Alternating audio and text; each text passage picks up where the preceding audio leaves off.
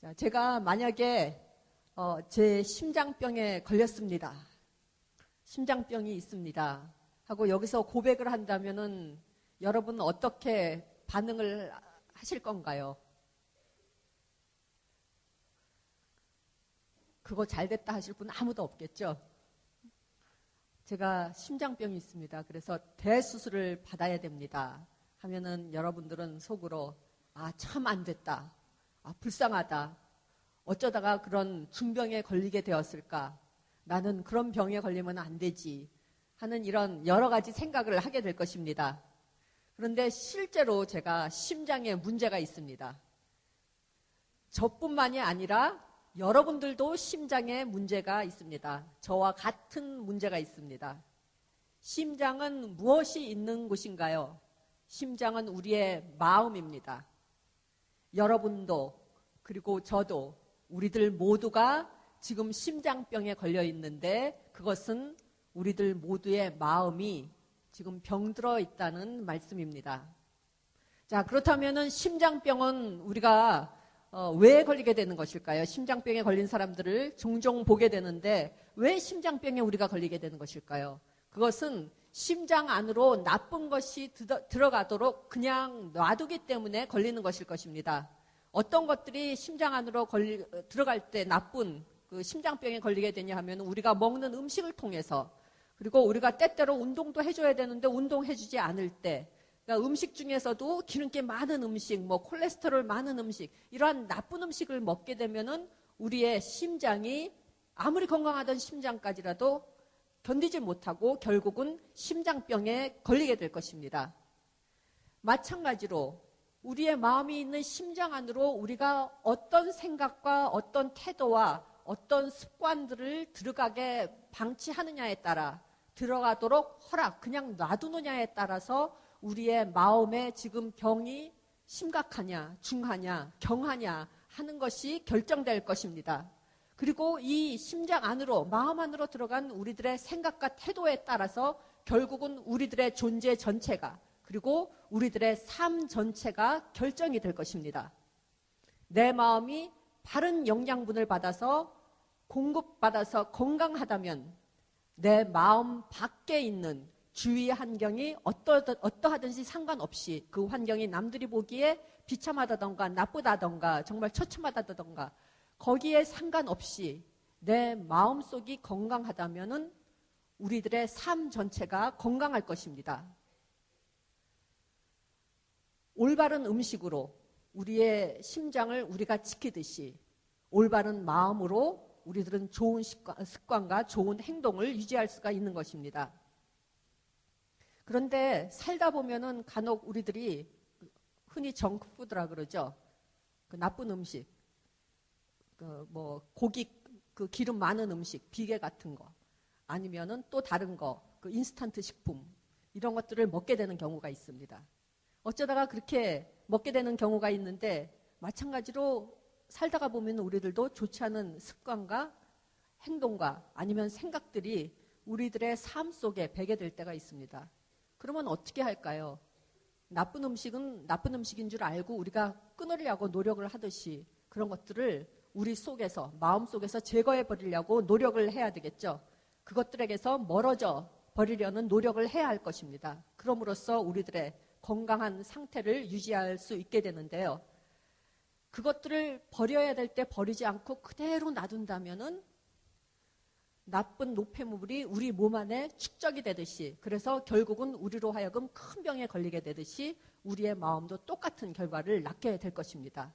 우리의 마음에 큰 병이 들게 될 것입니다. 제때제때 그러한 것을 속아내버리지 않는다면은 처음에는 간단하게 그것을 뽑아서 버릴 수 있는 그러한 것들이 나중에는 우리의 마음 속에 깊이 뿌리를 박아서 나중에는 대수술을 해야 하는 아니면은 그래도 뽑지 못하는 그러한 중대한 결과를 낳게 될지도 모릅니다. 오늘의 본문 말씀은 베드로전서 3장 3절이지만은 우리의 마음과 관련하여 아주 중요한 말씀이 구약에 있습니다.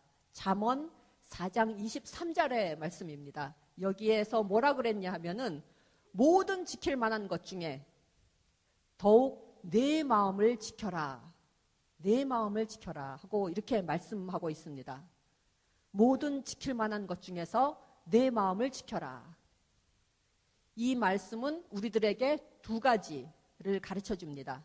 첫 번째 가르쳐 주는 것은 우리의 마음의 건강 상태가 어떠한지 다른 무엇보다도 우리가 항상 체크해야 되는 것이 있는데 바로 우리의 마음 상태가 어떠한지, 내 감정이 어떠한지 하는 것을 우리가 항상 지켜보아야 한다는 뜻입니다.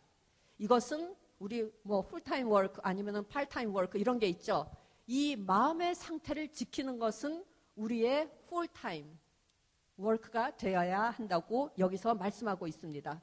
몸의 건강을 지키기 위해서 우리가 때때로 몸을 쉬게 하고 잠도 자야 되고 섭생을 바르게 해야 되고 운동도 해야 되는 것처럼 우리의 마음이 쉬어야 할 때는 우리의 마음을 쉬게 하고 바른 생각이 마음속으로 들어가게 하고 고쳐야 할 것이 있으면 운동을 하듯이 단련시켜서 고쳐야 한다는 말씀입니다. 언제 무슨 일이 생길지 모르기 때문에 언제 누가 나에게 와가지고 나의 마음을 상하게 하고 나를 실망하게 하고 나를 화나게 하는 말을 할지 모릅니다. 이 예배가 끝난 다음에 어떤 친구랑 만났는데 그 친구가 갑자기 나의 신경을 거스르는 말을 하게 할지도 모릅니다. 화나게 하는 말을 할지도 모릅니다.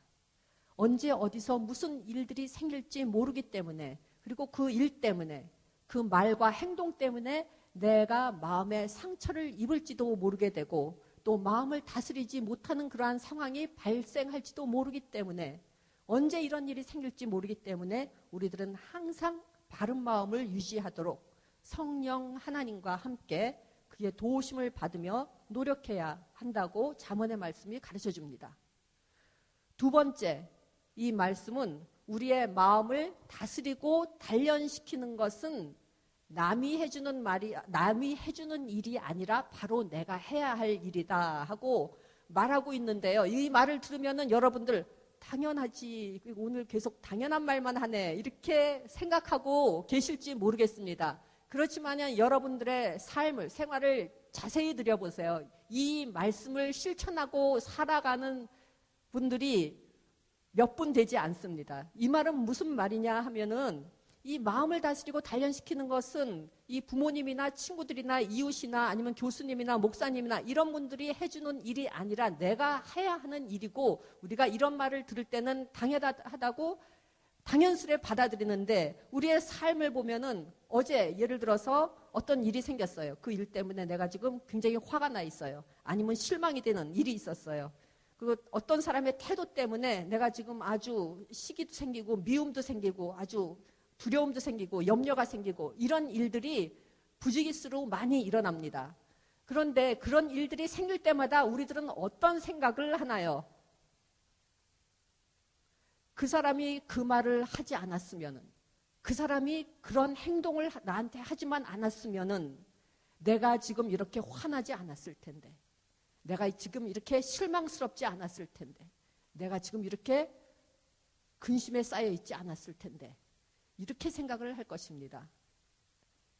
내 탓이 아니라 그 사람의 탓입니다. 내 마음이 지금 이렇게 된 것은, 나의 행복이 지금 없어진 것은 내 탓이 아니라 그 사람의 탓입니다. 이거는 바꿔 말하면 무슨 말입니까? 그 사람이 나의 마음을 좌지우지하고 그 사람에 의해서 나의 행복이 있어졌다가 없어졌다가 하고, 내 마음을 다스리는 것은, 내 감정을 다스리는 것은 내가 아니라 누가 되는 것입니까? 그 말을 한 사람, 그 행동을 한 사람이 바로 주범입니다. 하지만 성경 말씀은 뭐라고 말씀하고 있습니까? 내 마음을 다스리는 것은 내가 하는 일이지 다른 사람들이 하는 일이 아니라고 이야기하고 있습니다. 우리들은 가다 보면은 어떠한 일이 일어나도, 주위에 폭풍우 같은 큰 일이 일어나도, 위험한 일이 일어나도 그 속에서, 그 위기 한가운데서 마음의 평화와 기쁨을 잃지 않고 살아가는 사람들을 보게 됩니다. 그 사람들이 세상에서 가장 행복한 사람들입니다. 그 사람들이 자신의 마음을 조절하고 다스릴 줄 아는 사람들입니다. 성경에서는 우리들도 이와 같은 삶을 살라고 가르치고 있습니다. 혹시 지금 마음에 어제 그 친구 때문에 내 마음이 지금 동요되고 있다면, 흔들리고 있다면, 아니면 그 전에 생긴 어떤 일 때문에 내가 지금 화나 있다면, 걱정하고 있다면 오늘의 이 말씀, 잠언의 말씀을 기억하시기 바랍니다. 내 마음의 주인은 나이지 그 일과 그 말을 한, 행동을 한 그 사람이 아니라 하는 것을요. 오늘 본문인 베드로전서의 말씀으로 돌아가겠습니다. 오늘의 말씀은 하나님께 가장 값진 것이 있는데 그 값진 것은 무엇이냐 하면은 우리들의 마음속에 든 것이라고 하였습니다. 우리들이 삶의 질에 대해서 많이 이야기합니다. 제가 여러분만한 나이일 때, 그리고 더 어렸을 때는 삶의 질이라는 말을 거의 듣지 못하면서 자라났습니다. 그때는 먹고 살기에 바빴기 때문에 모든 사람들이 그냥 먹을 것만 있으면은 다 행복하고 풍족한 가장 부자인 그러한 생각을 하면서 살아갔을 때입니다. 하지만 이제 먹고 사는 걱정을 어느 정도 덜하게 거기에 대해서 생각 안 하게 되니까 이제는 삶의 질이라는 것에 대해서 많이 이야기하는 것을 제가 보게 됩니다. 그렇다면은 이 삶의 질, 우리들이 다 높은 삶의 질을 높이면서 살려고 노력을 하고 있는데 이 삶의 질은 어떻게 측정할 수가 있는 것일까요? 여러분이 살고 있는 집의 크기, 아파트의 평수가 여러분의 삶의 질을 결정하는 겁니까? 아니면은 여러분이 이제 졸업하고 나가면은 직장을 잡게 될 텐데 어느 직장에 들어가느냐에 따라서 여러분의 삶의 질이 결정된다고 생각하십니까? 아니면은 은행에 아니면은 증권에 투자를 많이 해서 금전을 많이 쌓아놓으면은 어떤 일이 벌어져도 안심할 수 있으니까 그것으로 인해서, 그리고 여러분이 할 수 있는 일을 다 할 수 있으니까 그것으로 인해서 여러분의 삶의 질이 결정된다고 생각하십니까? 그런데 문제는 이러한 것들을 다 획득한 사람들을 우리는 굉장히 많이 알고 있습니다. 유명한 사람들, 명성이 있는 사람들, 돈과 권력이 있는 사람들, 남부러울 것이 없는 사람들, 가진 것을 다 가지고 있고 그 위에 더 이상, 더 많은 것을 가지고 있는 사람들이 이 세상에는 많습니다. 그렇지만 그 사람들이 그런 것을 다 가지고 있다 해서 행복한 삶을 살고 있느냐 하는 것은 전혀 다른 문제입니다. 모든 것을, 다른 사람들이 원하는 모든 것을 다 가지고 있는데도 이 사람들은 비참한 삶을 살다가 나중에는 비극적으로 삶을 마감하는 것을 저희들 신문 지상을 통해서 읽고 보게 됩니다. 그렇다면은 우리들의 삶의 질이 어떤가 하는 것은 이런 외형적인 것이 아니라 무엇이 우리들의 삶의 질을 결정하는가 하는 것은 우리들의 마음의 상태에 달려 있는 것이 아닌가 생각합니다. 내 마음의 삶이, 내 외형적 삶이 아니라 내 마음의 삶이 지금 어떤 상태에 있는가에 따라서 나의 삶의 질이 결정된다는 것입니다. 우리가 행복한 마음의 삶을 살기 위해서는 하나님을 만나는 삶을 살아야 되고 하나님을 보고 만나는 삶을 살기 위해서는 정화된 마음을 유지해야 합니다. 마태복음 5장에 보면은 마음이 깨끗한 사람이 행복한 사람이니, 왜 행복한 사람이냐 하면은 이 사람들이야말로 하나님을 보는 사람들이기 때문이다 하고 이야기하고 있습니다. 우리들은 하나님에 대해서 많은 질문을 가지고 있습니다. 묻고 싶은 것이 많고 대답 듣고 싶은 것이 많습니다. 한마디로 하나님의 비밀을 다 알고 싶어 합니다. 하나님의 비밀을 그렇다면 어떻게 알 수 있을까요? 어떻게 하나님께서 생각하신 것을, 생각하고 계신 것을, 나를 위해 지금 어떤 생각을 하고 계신지를 알 수 있을까요? 그것은 우리의 마음이 깨끗할 때, 그때 하나님이 보아지면서 그때 하나님의 음성을 우리가 들을 수 있습니다. 하나님과 대화하고 싶다면은 여러분의 마음을 청결하게 유지하시기 바랍니다. 요새도 있는지 모르겠습니다. 하지만 요새는 다 아파트에 살고 있기 때문에 거의 모든 분들이 저는 어릴 때는 단독주택에 살았습니다. 주택에 살았는데 그 단독주택에 보면은 대개 그 다락방이 있습니다. 다락방 아니면은 요새는 보면은 그 연립주택 같은 데 보면은 이제 지하 방 같은 데가 있더라고요. 그래서 이 다락방은 왜 있느냐 하면은 이 눈에 그 거슬리는 물건들 이렇게 살다 보면은 여러 가지들을 물건들을 많이 사죠. 사게 되고 나중에 보면은 그 물건들이 쓸모가 없게 됩니다. 그러니까 버리자니 아깝고 그냥 방에 두자니 거치장거리고 쓸모없는 물건이 돼버리기 때문에 그 물건들을 어떻게 하느냐 하면 다락 위로 올려보냅니다. 하나 둘 쌓인 물건들이 나중에는 다락 안을 가득히 채웁니다. 제가 어릴 때 다락 위에 올라가 보면 그래서 온갖 쓸데없는 물건들이 다 그 위에 어두컴컴한 다락 속에 다 이렇게 그 모아져 가지고 거기서 이제 있게 됩니다. 우리들의 마음도 이와 같습니다. 혹시 지금 여러분의 마음이 안방 같은 마음이 아니라 다락방 같은 마음을 가지고 살아가고 계신지 아닌지 한번 살펴보시기 바랍니다.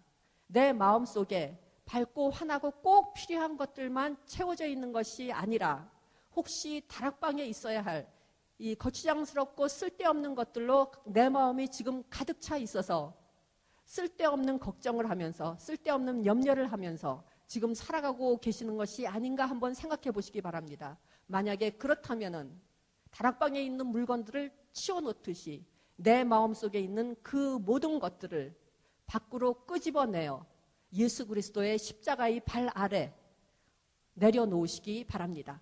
그리고 그 다음에 마음이 깨끗해졌을 때 하나님을 발견하고 하나님의 음성을 듣는 그러한 삶을 살게 되시기 바랍니다. 제가 짧은 이야기 하나 소개해 드리겠는데요. 이 모르스 부호라는 게 있습니다. 이 모르스 부호는 뭡니까? 조난을 당했을 때 이렇게 또도독 이걸 치면은 옛날엔 통신수단이 발달하지 못했으니까 이 모르스 부호를 통해 가지고 그 SOS 치기도 하고 그랬죠. 근데 옛날에 어떤 선박회사에서 모르스 부호를 치는 사람을 이제 모집하게 됐습니다. 근데 이 모르스 부호 회사에서 내건 이 조건이 너무나 좋았어요. 이 보수랑 아니면 모든 조건들이 이 패키지가 참 좋아가지고 상당히 많은 사람들이 이 직업에 거기서 일하고 싶어가지고 이 회사에 왔습니다. 그래서 인터뷰하는 날짜가 돼가지고 수십 명의 사람들이 와가지고 이 대기실에는 이 지원자들로 가득 찼습니다. 수십 명의 사람들이 앉아가지고 서로 막 이야기를 하고 있습니다. 그리고 벽에 걸린 인터컴을 통해서는 무엇인가 소리가 계속 나고 있는데 소리에도 아랑곳 없이 계속 사람들은 떠들면서 이 잡을 잡으면 이거 하고 저거 하고 이렇게 희망에 가득 차서 이야기하고 있습니다. 그 와중에 벽에서는 이제 계속 소리가 나오고요. 그런데 이제 늦지막히 인터뷰 시간이 임박했을 즈음에 어떤 사람이 이 대기실로 들어왔습니다.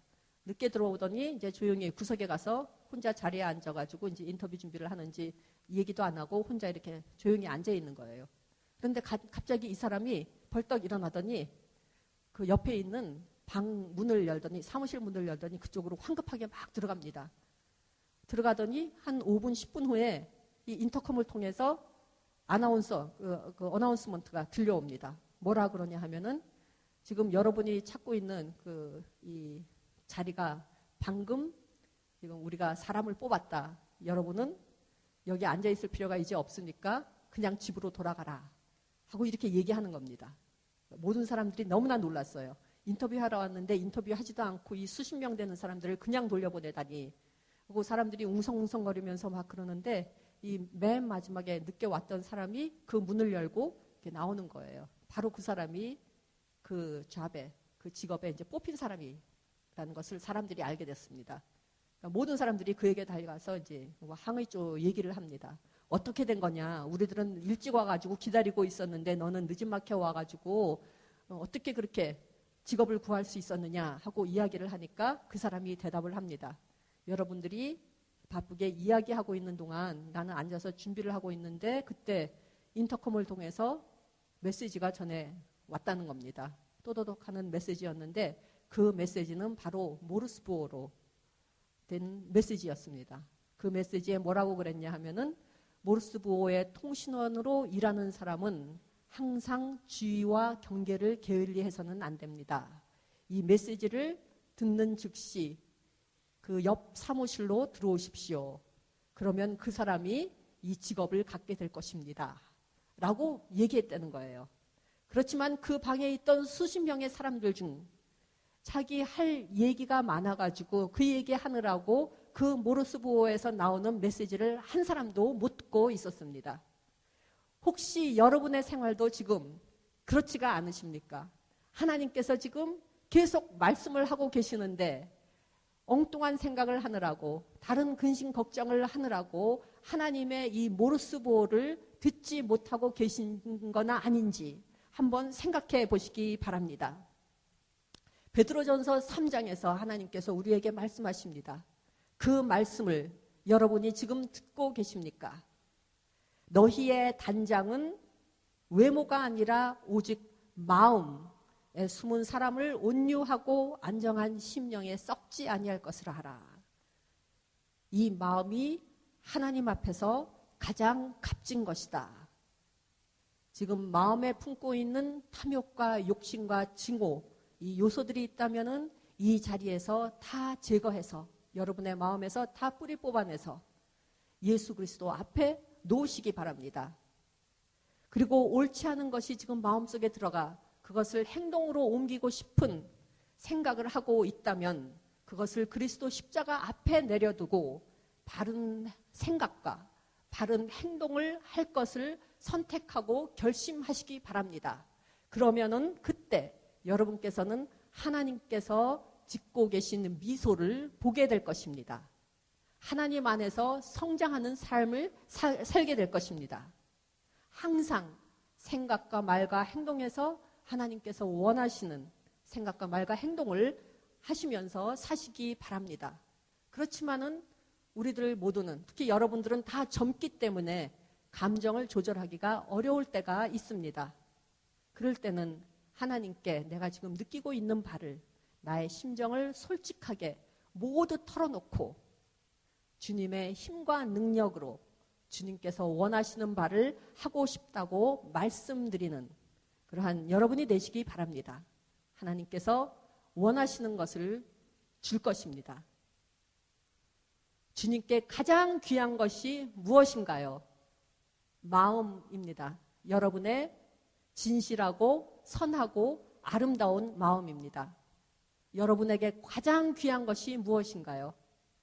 직업입니까? 돈입니까? 집입니까? 여러분의 마음입니다. 여러분의 마음의 상태에 따라 여러분이 올바른 마음을 가지고 있다면, 여러분이 강한 마음을 가지고 있다면 여러분들은 두려워할 것이 아무것도 없습니다. 이 세상에 불가능한 것이 없습니다. 여러분의 마음은 여러분의 가장 큰 적이 될 수 있는 동시에 여러분의 가장 큰 힘이 될 수 있고 여러분의 가장 큰 위로자가 될 수 있습니다. 여러분은 승리의 주님을 믿으시죠?